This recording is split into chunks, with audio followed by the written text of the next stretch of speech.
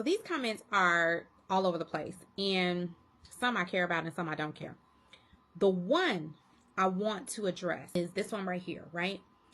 It is the morality clause piece. So again, we're talking about this Tabitha Brown and DEI and all that jazz. But since you guys don't know about terms and conditions, contracts, you probably don't read them. You probably just accepted the one that's on your cell phone and you never actually read it. It's okay.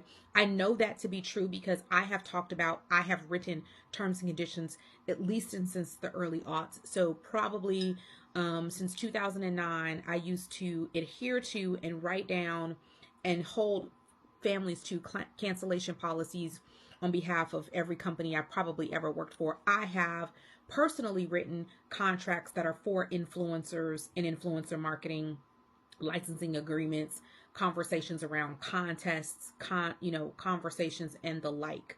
But I want to take us a way farther back to all before that. I was a potential contestant on American Idol. And that was in the year 2002, 2003.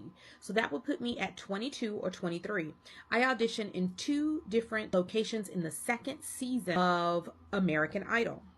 The second season of American Idol, I went and auditioned in Detroit, Michigan, and then again for that same season in San Antonio, Texas.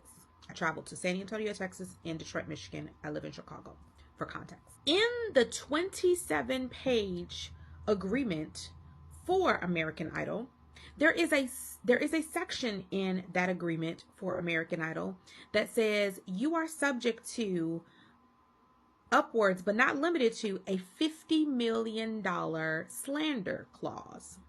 And in that $50 million slander clause, they actually own your likeness, your sound, and in any imagery, including if you're standing in line, your audition, all of that, until perpetuity. Meaning that forever, there is some footage somewhere of me either standing in line, being auditioned, meeting with the producer, singing, etc.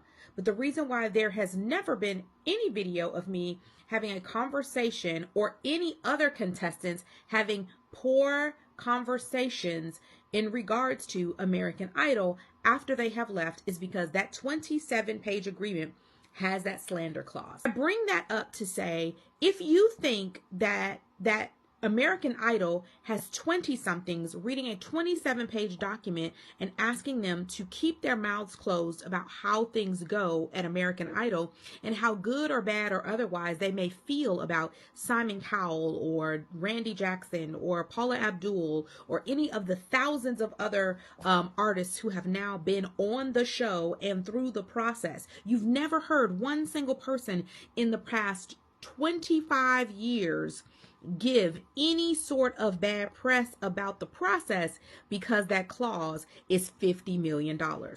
I ask you this because where in the world do you think that Target, a multi-billion-dollar company, does not have one with Tabitha Brown?